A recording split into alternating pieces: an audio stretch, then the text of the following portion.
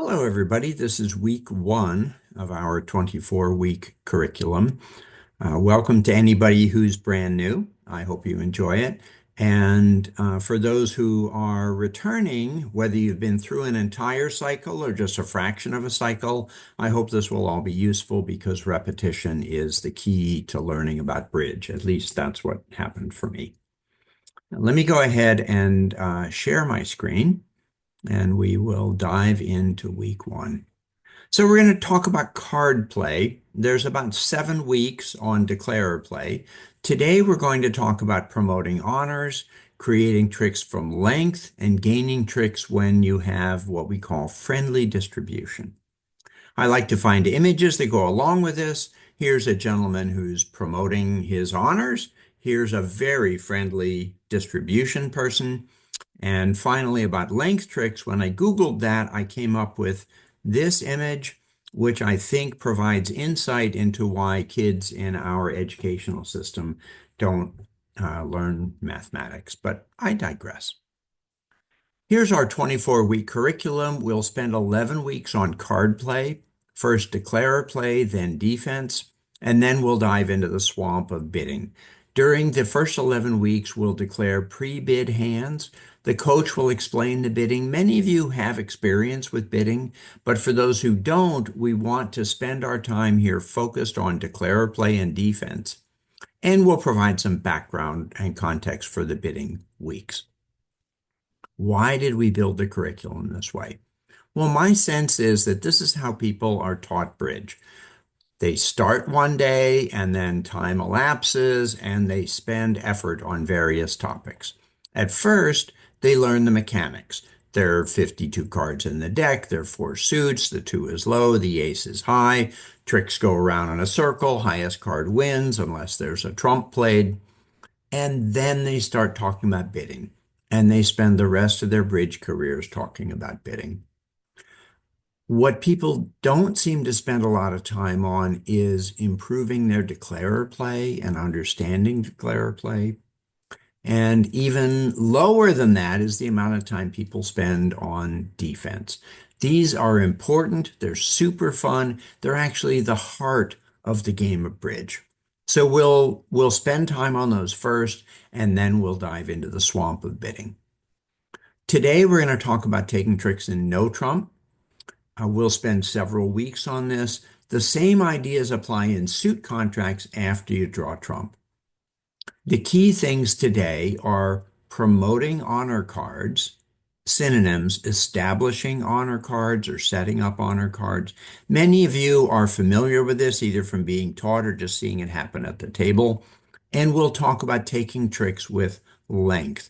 The idea is that in a no trump contract, after the defense runs out of cards in a suit, if you're on lead and you lead that suit, there's nothing they can do, and your little ones will take tricks. We'll also talk later, it's not on this slide, about what's sometimes called friendly distribution.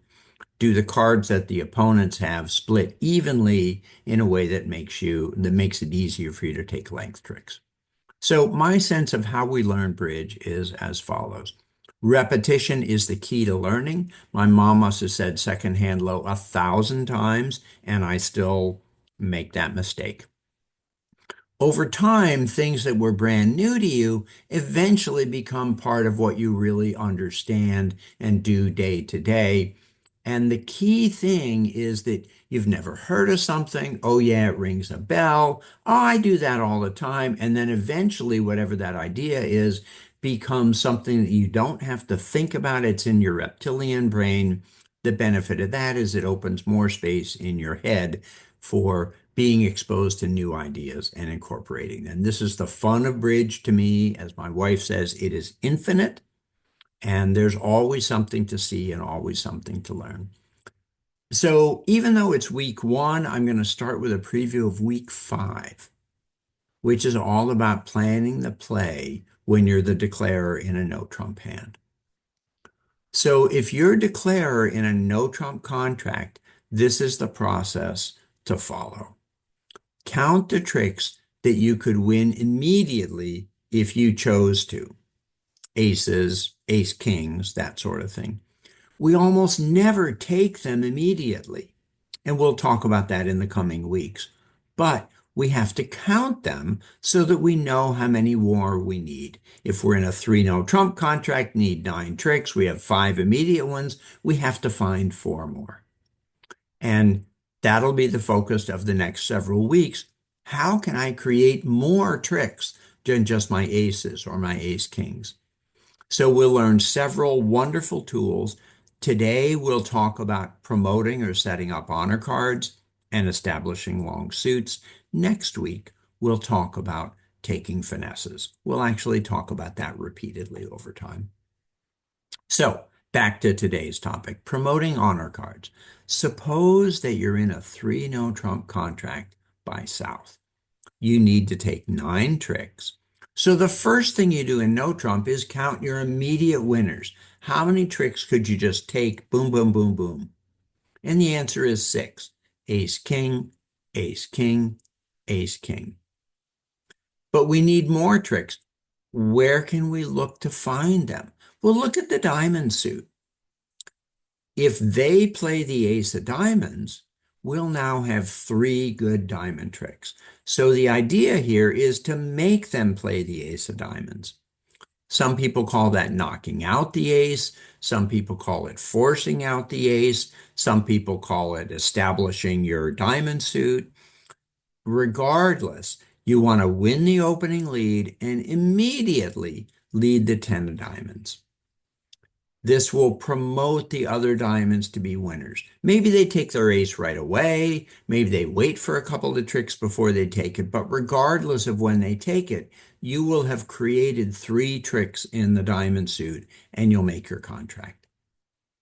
Synonyms. Some people call this establishing tricks. Some people call it setting up tricks. Some people call it promoting tricks. Doesn't matter what you call it, it's the idea. Side comment. Some people, after winning the first spade trick, would start with the king of diamonds. It has the same effect whether you start with the king or the 10 because all these cards are equivalent. Me, personally, I'm going to start with the 10. And maybe they take their ace, and when I look at dummy, I see the king, queen, jack, and I'm pretty sure I remember those are winners. If I start with the king and they take their ace, later I look at the queen, jack, 10, and I think, have I seen the ace and the king? To me, a huge part of bridge is minimizing my memory load. So I do a lot of little things like this that make it just easier for me to play the hand. Sometimes the layout's a little obvious. This hand is essentially equal to the first one. The difference is that I swapped the queen 10 of diamonds down into south and put 2 little diamonds up in north. Very similar to hand 1. They led the queen of spades. We count our winners. We see 6, ace, king, ace, king, ace, king. And then we say, where can we find more? Answer is the diamond suit. If they play the ace of diamonds, we'll have 3 good tricks in diamonds. So we want to make them play the ace. So we will, after winning the initial spade trick, by the way, this is dummy in the north hand, I would play the king, not the ace. Everybody can see the ace and the king. If I play the king later, I know the ace is good. If I play the ace, there's some chance later that I get confused. I'm always trying to minimize my memory load. So I'm in dummy after winning the king of spades. I'm going to lead toward the 10 of diamonds. You probably, I'm sorry, if they hold up the ace of diamonds, I'm just going to keep banging away in this suit until they take their ace, and I'll create 3 tricks. You probably heard the phrase, start high cards from the short side. Notice we have the king, queen, jack, 10 of diamonds. 2 of them are over here, and 2 of them are on the other side. The north hand is the long diamond side. The south hand is the short side. We want to start in this kind of situation with high cards from the short side. For me, intuitively, I think of it as getting the queen and the 10 out of the way. Here's the problem. If you win the king of spades, and then you start with the jack of diamonds, oh my gosh, you have to either play the 10 under it or play the queen over it. And now you may not be able to set up your last diamond tricks. Maybe you play the jack, then you lead over the queen, you get back to dummy and play the king, but they may have a fourth diamond that's good. You need to play your king and queen and jack and 10 on different tricks. And so the way to do that is to start by playing the ones in the short hand. Okay. Sometimes this is basically the same hand, except instead of king, queen, jack, 10 of diamonds, you have queen, jack, 10, 9. We count 6 immediate winners, the aces and kings, and then we look at the diamond suit and we say, gosh, if they win the ace king, we still have 2 good diamonds. So we want to make them play the ace and the king. I will immediately lead the 9 of diamonds. Some people would lead the queen. I lead the 9 to minimize my memory load. We get back in, we lead the 10 of diamonds. And we will have knocked out, maybe they wait, but we will eventually knock out their ace and their king, and that will promote our 2 remaining diamonds to be winners. Again, some people would start with the queen jack. I don't do that because my brain is only so big. I want to start with the 9 and then the 10, and then I'm looking at dummies queen jack, and I'm probably remembering that they're good, as opposed to if I start with the queen jack and then I ask myself if I've seen all the bigger cards. Sometimes you need to be even more patient than the last example. So let's take a look at this one. We have 8 winners: ace, king, queen, ace, king, queen, 3, 6, 8. Notice, even though we have the ace, king, queen, jack of clubs, we don't have 4 club winners because we only have 3 between us, 3 in each hand. So we play the ace, king, queen, and the jack falls under them. It's kind of related in a sense to start high from the short side. Here we don't have a short side, and our honor cards are going to bump into each other, collapse on each other. Our only hope for another trick, can't get another trick in clubs or hearts or spades. Our only hope is that diamonds break 3-2, and our last one will be good. We have 8 diamonds. It's the 2, 3, 4, 5, 6, 7, 8, 9. They have all the top 5 diamonds. But if they break 3-2 and we make them play them, play them, play them, eventually they'll run out. So we'll win the opening lead and play a diamond. Whatever they lead back, we'll win it. We'll play another diamond. Whatever the lead back, play yet another diamond. And if we look at that, it means we won a trick, we played a diamond and lost it. We won a trick, we played a diamond and lost it. We won a trick, we played a diamond and lost it yet again. But if their diamonds split 3-2, which is the most likely way for their 5 diamonds to split, they ran out of diamonds, and our last diamond will be good.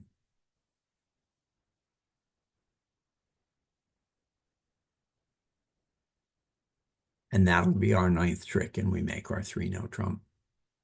When I was in high school, everybody I knew was reading this book, Stranger in a Strange Land, and the protagonist kept saying, waiting is. And I never understood what that meant until I looked at a bridge hand like this. Okay, let's pause. Promoting honor cards. First objective of today. Synonyms: establishing tricks, setting up honor cards. The kinds of things you'll hear is make them play the ace, and maybe make them play the king or the ace, king, queen. Force out the ace, knock out the ace. As you gain experience with card play as declarer, you'll realize it's okay to lose tricks early so that you can take more later. In fact, it's often essential, and we'll talk a lot about that in the coming weeks.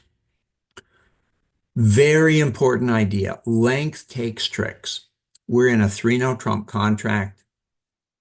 let's count our winners. Can we make three no trump? Yes, we absolutely can. We have three aces, one, two, three tricks. And now look at the diamond suit. We have nine diamonds, seven in dummy, two here. We have the top four diamonds.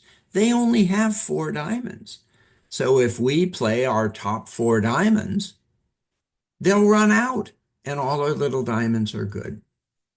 So when we play our diamonds, we can get seven tricks. We'll end up taking 10 tricks. Very important. We have to start high from the short side. We have to win the ace of spades and then win the jack of diamonds in our hand to go small to dummy. Let me look at that. They led the queen of spades. We win a spade. If we start diamonds from dummy, suppose one of them is void. That means the diamonds are split 4-0. So after the first trick, this person still has three. Now we play another diamond. If we lead over the jack, we can't ever get back to dummy. If we play the king, the jack falls under it. This person still has two.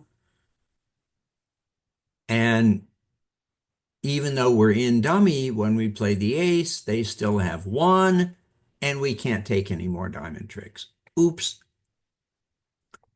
So what we do is we'll lead small from dummy to the jack of diamonds. The problem here is if you don't take the jack first, then the suit will block itself. That's the technical bridge term. So we want to start with high from the short side. I think of it as getting the jack out of the way. Technical bridge term, unblocking the jack. Some people say high from the short side. It's good guidance and easy to remember. Start with a small diamond to the jack and then go back to dummy. You will have gotten the jack out of the way and you won't be tripping over your own feet.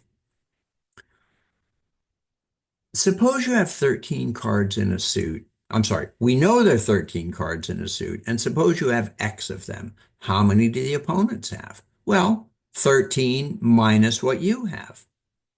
And where might they be?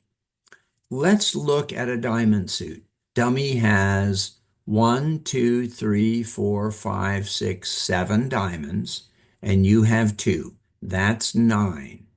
So the opponents have 4. The opponent's diamonds could be distributed in any of the following ways. They could be 4 on the left, none on the right, 3 on the left, 1 on the right, 2, 2, 1, 3, or 0, 4. Bridge players usually say they could be 2, 2, 3, 1, or 4, 0. The 4, 0 distributions, the extreme distributions are always much less likely. And you're much more likely to see something happening kind of in the middle. So, end of interlude. Let's come back. Oh my goodness, looks like the same diamond suit. I took the diamond suit from before and I changed declarer's hand from Jack 2 to 7-2. So again, the question is, can we make 3 no trump? Well, we have the ace of spades, the ace of hearts, the ace of clubs. That's 3 tricks. Where are we going to find more tricks? Diamonds. Look at the diamond suit. We have 9, they have 4. Let's hope they split 2-2 or 3-1, not 4-0. If that's true, then after we win the ace of spades, we can just start taking diamond tricks, and after 3 rounds, they will have run out, and all our little diamonds are good. This is the idea of taking tricks with length in our suit, and it's also hoping that there's a friendly distribution of the opponent's cards. The 4 missing cards will usually split 3-1 or 2-2, and we'll call that friendly distribution. Don't try to memorize this, but you'll kind of get a sense over time that extreme splits like 4-0 are quite unlikely, and usually things go fairly evenly. Sometimes you need a little more luck than that. I I took the same hand, but I reduced Declarer's diamond suit to just one card. Can you make three no trump? Well, you still have three aces. Let's look at the diamond suit. We have eight, seven in dummy, one in our hand. They have five. Now we have to be a little bit more optimistic. We have to hope that they split 3-2. If they go 4-1 or 5-0, then after we play 3 rounds, they'll be able to win one. If they split reasonably, we'll be able to take 7 tricks in diamonds. The 5 missing cards will most often go 3-2 or split 3-2, and I'm going to hope for this friendly distribution. Again, don't try to memorize this, but 3-2 is 68% of the time, about 2/3 of the time. If they're 4-1 or 5-0, we're going to go down in this hand because we're going to win the ace of spades, try to win our diamond tricks. They're going to get in, and they will have already established some spade winners, and we're very likely to go down. Let's pause for a moment. We had already talked about promoting honor cards, and most recently we talked about length tricks. Long suits take tricks. Hugely important. We'll see this later when we talk about evaluating our hand by counting points. And we started talking about friendly distribution. Sometimes you need the opponent's cards to split evenly. And synonyms, how do the opponent's cards split? How do they break? How do they divide? How are they distributed? These all mean the same thing. Bridge players use a lot of different words to mean the same thing. Comment. Often, promotion and length go together. So we're playing 3 no trump by South. Let's count our immediate tricks. I count 5. Ace, king, ace, ace, king. So we need to find more tricks. Where are we going to look for them? Well, clearly the club suit. We have 8, they have 5. So what we'll do is we'll knock out the ace of clubs. And unless we're really unlucky on the break, we'll take 5 tricks in clubs. We knock out the ace, and then we'll take the king, queen, jack, and they'll be done with clubs. They'll be out of clubs, and we can take a total of 5 club tricks and make 10 tricks, make our contract +1. The 5 missing cards are most likely to split 3-2 or 4-1, and we'll just hope for that friendly distribution. 5-0 is pretty rare. You don't have to worry about it, and if you're playing duplicate bridge, if it happens to you, it happened at every other table. Important. Where do you win the opening lead? Well, this is one of the many places where bridge life gets interesting. They led the queen of spades. I look at my spade suit and I say, high from the short side, and I win it in dummy. And then I start on the clubs, and they let me keep the first one, and then I play another one, and they take the ace, and then they lead something. Well, I have 4 good club tricks in dummy, but I have no way to get to dummy. So it's really important to plan ahead and not just rely on little bridge sayings like high from the short side. When they lead the queen of spades, I should be thinking about my plan for the hand. I have 5 tricks. I need to set up the clubs. Once I set up the clubs, I need to be able to get to them. So it's important that I win the first trick in South because I need to preserve the ace of spades as an entry to dummy after they take their ace of clubs. So despite the guidance, high from the short side, if you need that card later, you have to save it. That's part of what's so much fun about bridge. Here's a really fun length hand. Can you make 3 no trump? Well, let's count our winners. I count 8, ace king, ace king, ace king, ace king. Where can we find another trick? Well, the answer is the diamond suit. We're not getting an extra spade or heart or club, so let's look at the diamond suit. If the diamonds break 3-2, 5, 6, 7, 8. They have 5. If they break 3, 2, our last two diamonds are going to be good. So we'll hope for that friendly distribution. The problem is, if we think about it for a minute, suppose we win the opening lead in our hand, and then we go ahead and we take the ace of diamonds and we take the king of diamonds, and they only have one diamond left. We lead our last diamond to knock out their diamond, and the 7, 6 of diamonds are good, but we can't ever get there. We can't get to dummy. So we're sitting there as declarer with tears running down our cheeks because we're looking at these two good tricks that we can never win. So very cool idea. You know you have to lose a diamond trick, right? Let's start out by leading a low diamond from our hand and play low from dummy. So we'll win the first trick with the king of hearts, and we'll lead a low diamond, and we'll just let it go. And they win a diamond. But if the diamonds were 3, 2 to start, now they're 2, 1. They'll probably play another heart. We win the heart, and we lead over to dummy. Now they've got 1 and 0. And now we win another diamond trick, and they're out of diamonds, and our two diamonds are good, and we're in dummy.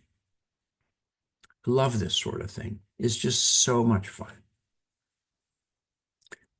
You have to lose a diamond trick eventually. Let them win the first one, not the third one. And then you still have entries to dummy. Later, as I illustrated with the annotator, if you let them win the first one, when you go over to dummy, you win the ace king, their diamonds will fall, and your last two are good. Summary. And these same ideas apply in suit contracts after you draw trump. Promoting honor cards, synonyms, establishing honors, setting up your honors, length tricks. After the defense runs out of cards in a suit, your little ones take tricks. If a suit breaks evenly, then the defense runs out of cards sooner. Some people call this friendly distribution. I tend to talk about if the suit breaks evenly. And importantly, promotion and length often go together. We saw some examples of that. And along the way, this wasn't on the other slides in the list of topics of today, high from the short side. If you have a bunch of cards on one side with the ace, queen, jack, and in your side you have just the king and a small one, play the king first. Don't let that card block the suit. So get the high cards out of the way on the short side.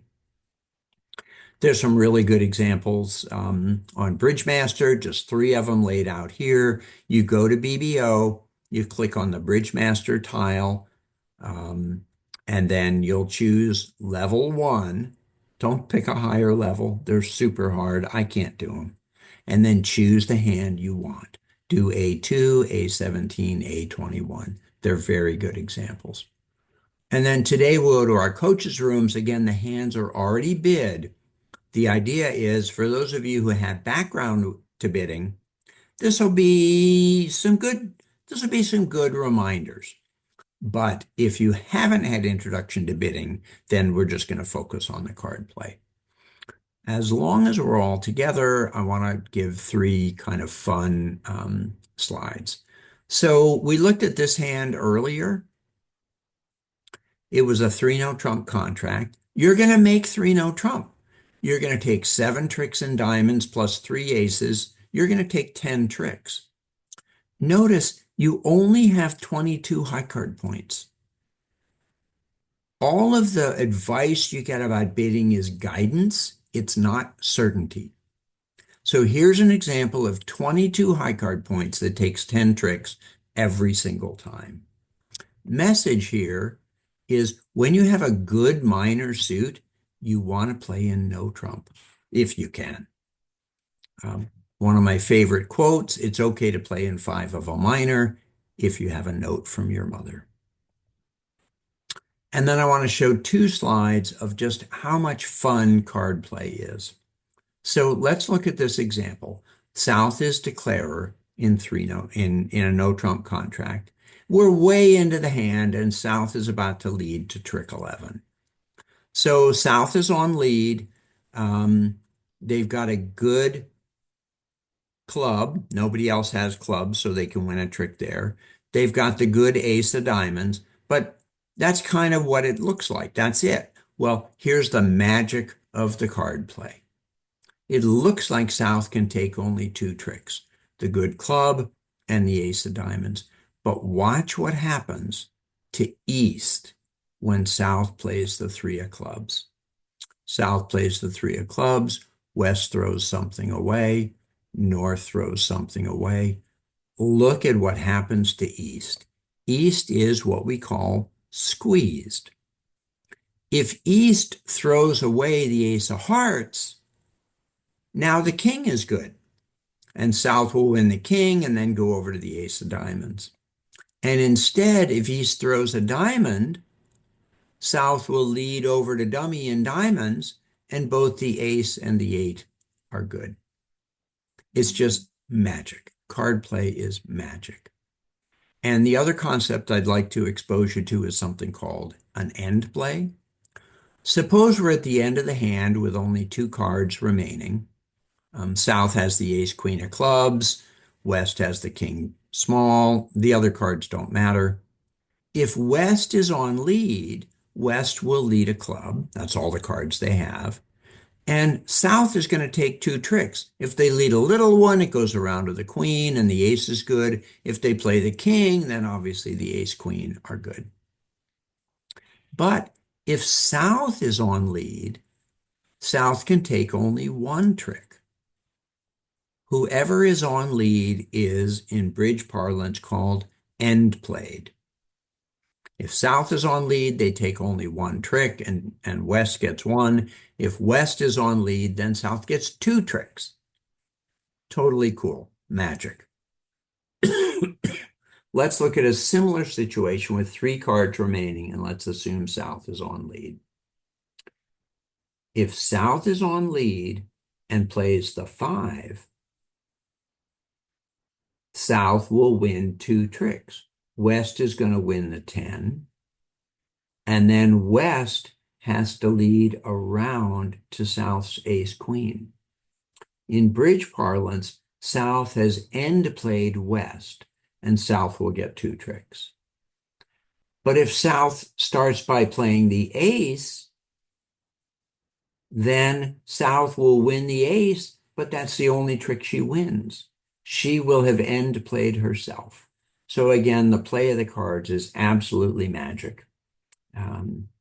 I can't see these things coming in advance, but eventually I've gotten to the point where I kind of see them when they happen, and they're just fascinating. So thank you for your time, and I'll stop my share, and that's the end of week 1.